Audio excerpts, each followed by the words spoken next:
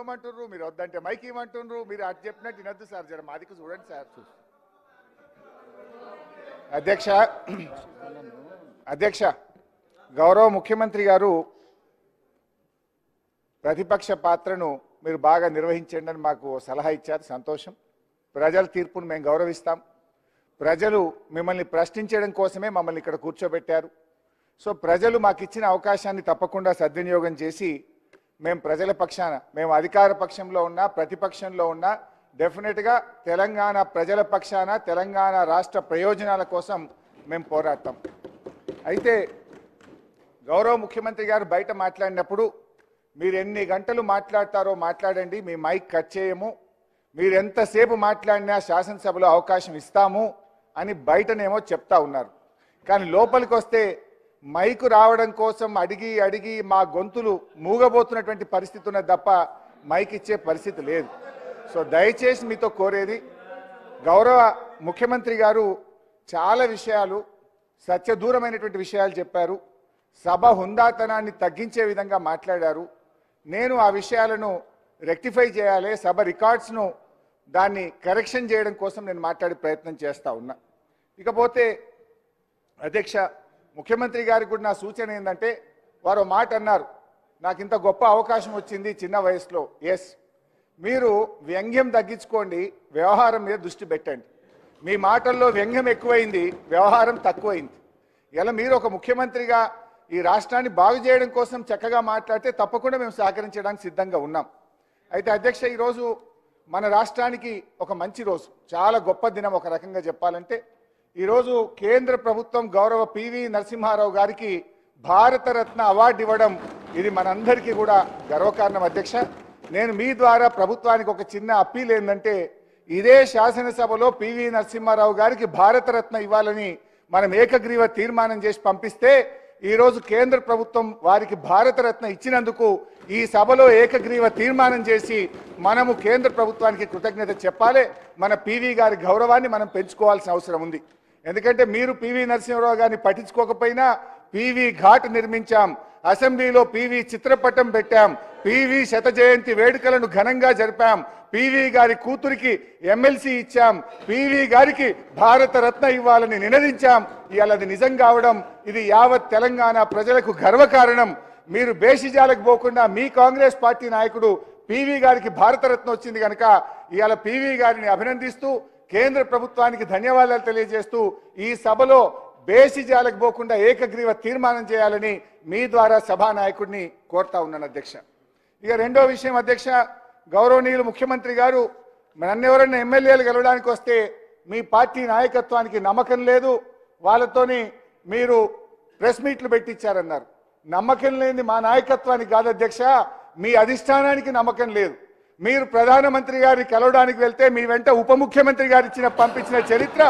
మీ పార్టీది అదొక్కసారి మీరు గుర్తుపెట్టుకుంటే మంచిది నమ్మకం లేని మా అధిష్టానానిక మీ అధిష్టానానిక ఇలా రాష్ట్ర ప్రజలందరికీ కూడా తెలుసు అధ్యక్ష గౌరవనీయ ముఖ్యమంత్రి గారు ఇవాళ జీతభత్యాల గురించి 1వ తేదీనే జీతభత్యాలు ఇచ్చామని చెప్పారు ఇది పూర్తిగా సత్యదూరమైనటువంటిది నిన్న 7వ తారీఖు దాకా కూడా ఉద్యోగస్తులకు జీతాలు పడుతున్నాయి ఇవాళ ఉదయం నా దగ్గరికి కాంట్రాక్ట్ లెక్చరర్లు వచ్చి అన్నా 2 నెలలైంది జీతాలు రాలేదు అసెంబ్లీలో మాట్లాడండి అని ఈరోజు ఉదయం కాంట్రాక్ట్ లెక్చరర్లు నా దగ్గరికి వచ్చారు ఈ రాష్ట్రంలో 12,660 ఈజీఎస్ ఉద్యోగులకు ఇవాళకి జీతం బల్లే వేలాది మంది ఐకేపీ ఉద్యోగులకు వివోఏలకు ఇవాళటి వరకు జీతం బల్లే హాస్పిటళ్లలో అవుట్ సోర్సింగ్ ఉద్యోగులకు 2 నెలలుగా వేతనాలు లేనటువంటి పరిస్థితి విద్యాశాఖలో సర్వశిక్ష అభియాన్లో ఇప్పటి వరకు ఉద్యోగస్తులకు జీతాలు రాని పరిస్థితి నేను మిమ్మల్ని విమర్శించడం కోసం చెప్తలేను 1వ తారీఖు ఇచ్చినమని సత్యదూరమైన విషయం సభలో చెప్పారు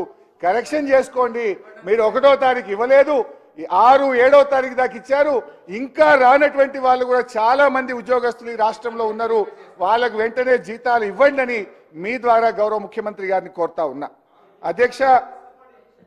అధ్యక్ష పెన్షన్ల గురించి గౌరవ ముఖ్యమంత్రి గారు మాట్లాడారు నేను ముఖ్యమంత్రి గారిని నేనేదో సవాళ్లు విసరడమో ఛాలెంజ్లు చేయడమో చేయగలుగుతా కానీ మీరు కొత్తగా వచ్చినారు ఇంకా పూర్తిగా పరిపాలన మీద గ్రిప్ రాలేదు ఇంకా రావాలి సమయం పడుతుందని మీకు నేను కరెక్షన్ కోసం చెప్పే ప్రయత్నం చేస్తున్నా. జనవరి నెలలో గౌరవ హరీష్ రావు గారు మీ పేరు తీసుకొని ఏదైతే మాట్లాడిందో ఆ విషయాన్ని పేరు తీసుకునే చెప్పిండ్రు. మీరు ఆర్థిక మంత్రి అని నా పేరు తీసుకునే చెప్పింది కనుక చెప్తున్నా. ఎస్, వారు జనవరి నెలలో వృద్ధులకు వితంతువులకు ఆసరా పెన్షన్ ఇవ్వలేదు. ఆ నెల పెన్షన్ వినండి జనవరి నెల పెన్షన్ ఫిబ్రవరి 1వ తారీఖు 2వ తారీఖు నుంచి స్టార్ట్ చేసిండ్రు. అది ఫిబ్రవరి పెన్షనా జనవరి పెన్షనా? జనవరి నెల మొత్తములో ఆసరా పెన్షన్ ఈ రాష్ట్ర ప్రజలకు అందలేదు. జనవరి నెలలో ఇవ్వాల్సింది ఫిబ్రవరి 1వ తారీఖు నుంచి స్టార్ట్ అయింది. మరి అట్లా అనుకుంటే ఈ ఫిబ్రవరిలో జనవరిది ఫిబ్రవరిది 2 కలిపి ఇస్తే అది కరెక్ట్ అవుతుంది. కానీ మీరు గొప్పగా ఏం చెప్తున్నారు? 1వ తారీఖే ఆసరా పెన్షన్ ఇచ్చినామని గొప్పగా చెప్పుకునే ప్రయత్నం చేసి పప్పులో కాలేసిండ్రు. అది ఫిబ్రవరి కాదు, జనవరి నెలలో ఎగ్గొట్టిందని ఫిబ్రవరి 1 స్టార్ట్ చేసిండ్రు. I request the CM to stand correction. అధ్యక్ష, ఇకపోతే రైతు బంధు విషయంలో కూడా గౌరవ ముఖ్యమంత్రి గారు మాట్లాడారు.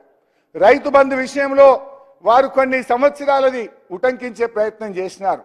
రైతు బంధులో వారు చెప్పిన దాంట్లో కొంతవరకు సత్యం, కొంతనేమో సత్య దూరం. ఏంటి?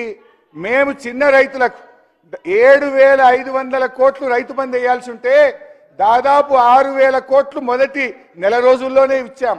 ఏదైనా చివరి 200, 300, 500 కోట్లుంటే ఆలస్యం జరిగి ఉండొచ్చు.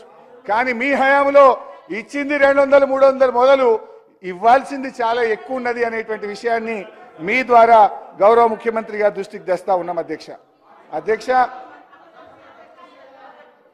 మీరు మాట్లాడొద్దంటే కూర్చుంటాం అక్క.